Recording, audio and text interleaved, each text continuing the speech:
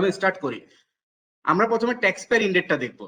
একজন tax pair কিভাবে sign up করবে সেটা একটু আমি প্রাইমারি ভাবে দেখাই, দেন 2.1 কিভাবে পাবে সেটা আমরা একটু দেখাবো। আমি যদি দেখি এটা হচ্ছে একজন ভ্যাট অফিসার, সরি ট্যাক্স পেয়ারের সাইট, এমসিএফ যেটাকে আমরা বলি।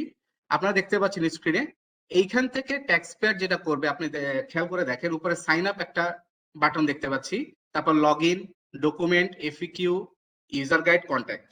এইখান থেকে যখন একজন প্রথম ট্যাক্স পেয়ার আসবে সে প্রথমে সাইন আপ করবে, দেখতে পাচ্ছেন। সাইন আপ করতে গেলে আপনারা খেয়াল করে দেখেন দুই ধরনের সাইন আপ রয়েছে আমাদের, রেসিডেন্ট, নন রেসিডেন্ট। এটার ডিটেলস আপনারা মানে সবাই নর্মালি জানেন। তো একজন ট্যাক্স পেয়ার রেসিডেন্ট হিসেবে সাইন আপ করতে পারবে আমাদের সিস্টেমে, নন রেসিডেন্ট হিসেবেও সে সাইন আপ করতে পারবে। রেসিডেন্ট হিসেবে করতে গেলে তাকে এনআইডি দিতে হবে, আর নন রেসিডেন্ট হিসেবে দিতে গেলে তাকে অবশ্যই পাসপোর্টের ইনফরমেশনটা তাকে প্রোভাইড করতে হবে এখানে। তো নর্মালি যেটা হবে আমাদের বিজনেস প্রসেস অনুযায়ী একজন ট্যাক্স পেয়ার যখন সাইন আপ করবে সে একটা মেল পেয়ে যাবে 5 মিনিটের মধ্যে। সেই মেলের মধ্যে তার আমাদের সিস্টেমে লগ ইন করার জন্য তার ইউজার আইডি এবং পাসওয়ার্ডটা দেয়া হবে। এখানে মনে রাখার বিষয় যেটা, আপনার যে ইউজার আইডিটা দেওয়া হবে, ইউজার আইডি হবে তার মোবাইল নাম্বারটা, যে মোবাইল নাম্বার যে প্রোভাইড করবে সেইটাই বেসিক্যালি তার ইউজার আইডি হিসেবে সিস্টেম একসেপ্ট করবে। তো আমি ধরে নিলাম একজন ট্যাক্স পেয়ার সে সাইন আপ করেছে এই ফর্মে, করার পর 5 মিনিটের মধ্যে একজন একটা মেল পেল। আমি ধরে নিচ্ছি ট্যাক্স পেয়ারের তার সাইন আপটা কমপ্লিট করেছে এখান থেকে, রেসিডেন্ট বা নন রেসিডেন্ট যে কোনো ভাবেই হোক। তো সে এখন লগ ইন করবে সিস্টেমে।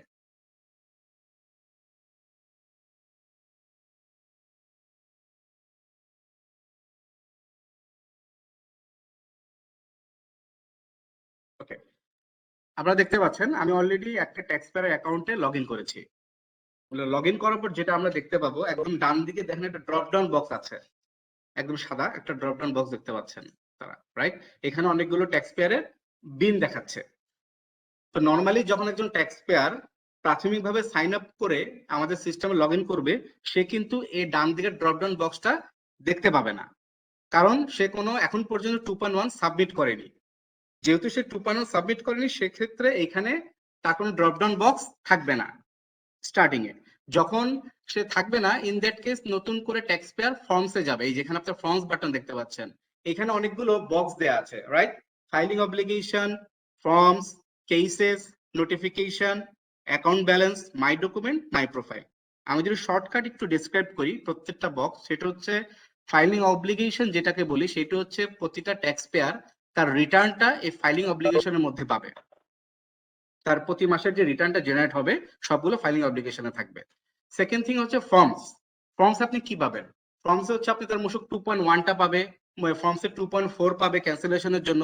যে যে ফর্ম তার প্রয়োজন হয় একজন ট্যাক্স পেয়ারের, তার ভ্যাট রিটার্ন দেওয়া থেকে শুরু করে যে কোনো কাজের জন্য যেসব ফর্মস প্রয়োজন হয় প্রয়োজনীয়, সেগুলো সে ফর্মসের মধ্যে পাবে।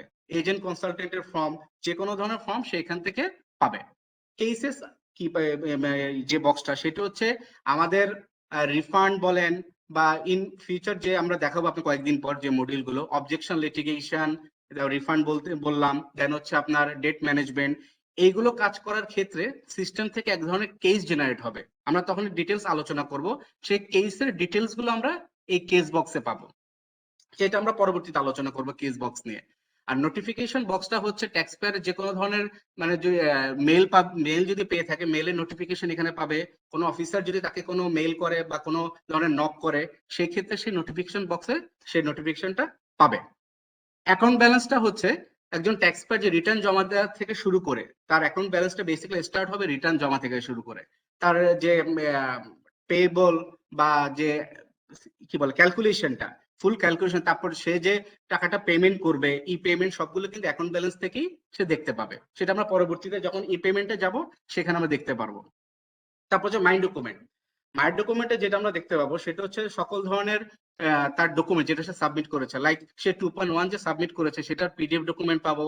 সে যখন রিটার্ন সাবমিট করবে রিটার্নের পিডিএফ ডকুমেন্ট, এগুলো আমরা মাই ডকুমেন্ট থেকে পিডিএফ ফরম্যাট আকারে এখান থেকে ডাউনলোড করতে পারবে একজন ট্যাক্স পেয়ার। আর মাই প্রোফাইল যেটা, সেখানে হচ্ছে সে যে তথ্য দিয়ে সাইন আপ করেছিল সে তথ্যগুলো মাই প্রোফাইলে গিয়ে সে ডিসপ্লে করতে পারবে।